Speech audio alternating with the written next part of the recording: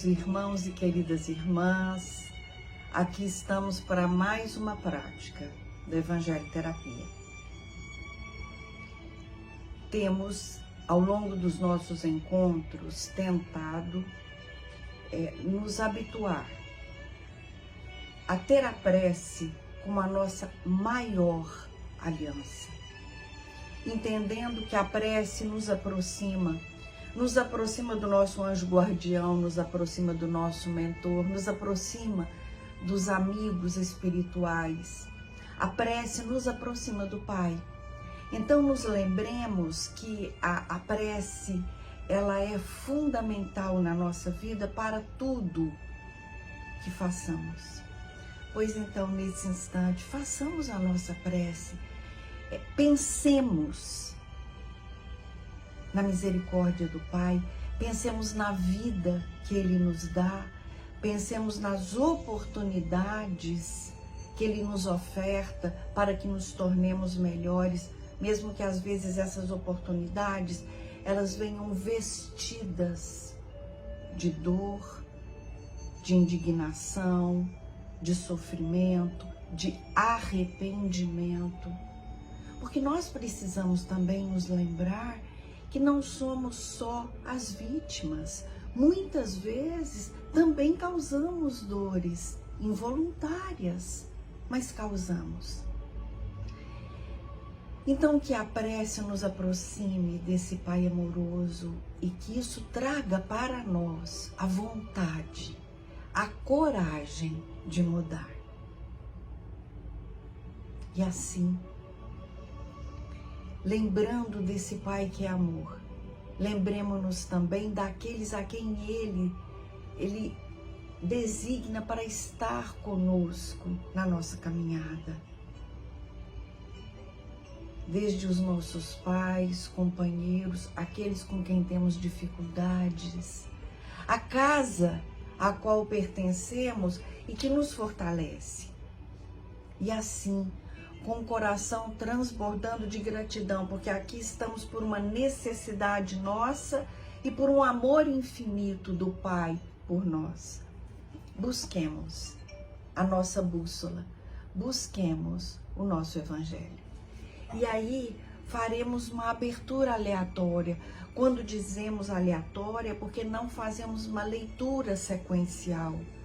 Estando em prece, eu confio que os amigos espirituais que estão conosco todo o tempo nos auxiliarão para que as minhas mãos sejam um instrumento da misericórdia do Pai e que possamos assim fazer a leitura que traga para nós o material espiritual que necessitamos.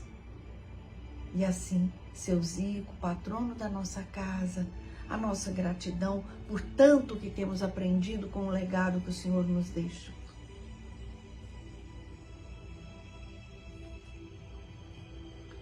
Ninguém poderá ver o reino de Deus se não nascer de novo. É o capítulo 4 do Evangelho segundo o Espiritismo. E eu lerei aqui o item 4. Que fala de ressurreição e reencarnação. Kardec nos diz assim: a reencarnação fazia parte dos dogmas dos judeus sob o nome de ressurreição. Somente os saduceus, que pensavam que tudo acabava com a morte, não acreditavam nisso. As ideias dos judeus sobre esse ponto, como sobre muitos outros, não eram claramente definidas porque só tinham noções vagas e incompletas acerca da alma e da sua ligação com o corpo. Acreditavam que um homem que vivera podia reviver, sem saberem precisamente de que maneira o fato poderia dar-se. Designavam pelo termo ressurreição o que o Espiritismo, mais judiciosamente, chama reencarnação. Com efeito, a ressurreição pressupõe o retorno à vida do corpo que já está morto, o que a ciência demonstra ser materialmente impossível, sobretudo quando os elementos desse corpo já se acham desde muito tempo dispersos e absorvidos.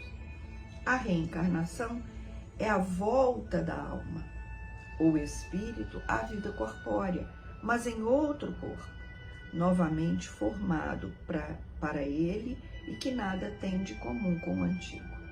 A palavra ressurreição podia assim aplicar-se a Lázaro, mas não a Elias, nem aos outros profetas. Se, portanto, segundo a crença deles, João Batista era Elias, o corpo de João não podia ser o de Elias, pois que João fora visto criança e seus pais eram conhecidos. João, pois, podia ser Elias reencarnado, mas não ressuscitado. E aí, tem uma citação em seguida, que é o do item 5, que é uma citação contida no Evangelho de João. E eu gostaria, eu pediria e sugeriria que nós o lêssemos depois. O nosso tempo aqui é um tempo pequeno, é um tempo para que nós consigamos fazer uma reflexão sobre aquilo que nesse momento da nossa vida vai nos auxiliar nessa caminhada. E hoje, abrindo o Evangelho no capítulo 4, que diz: ninguém poderá ver o reino de Deus se não nascer de novo.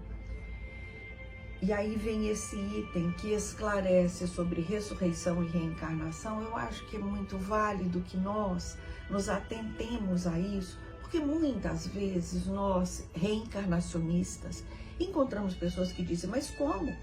Eu hoje tenho este corpo e me chamo Valdeia, aí vou nascer de novo num corpo que vai chamar João? Sim. Posso também nascer num outro corpo que vai chamar Valéria. Então, o nosso corpo físico é como uma roupa, é uma veste que nos serve. E nos serve com um objetivo muito claro. Essa roupa, este corpo, não me serve para que eu tenha mais coisas, para que eu tenha mais poder, ou para que eu seja mais submissa, ou para que eu tenha menos poder.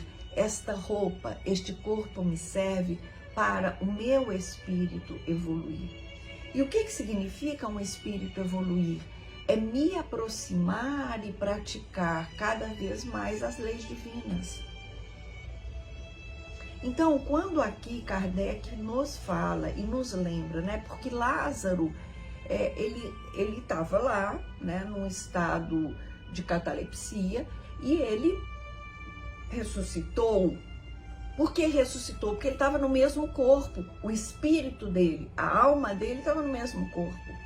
Agora, não foi isso que aconteceu com Elias. Elias, o profeta Elias, tinha um corpo e depois ele renasce e tem o corpo em João o Batista.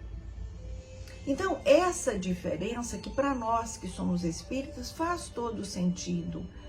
Quando nós então vamos compreender e sentir que o corpo é uma matéria da qual devemos cuidar, precisamos cuidar, somos responsáveis por ela e por ela vamos zelar. Agora, esta matéria é perecível, ela vai terminar, ela vai acabar.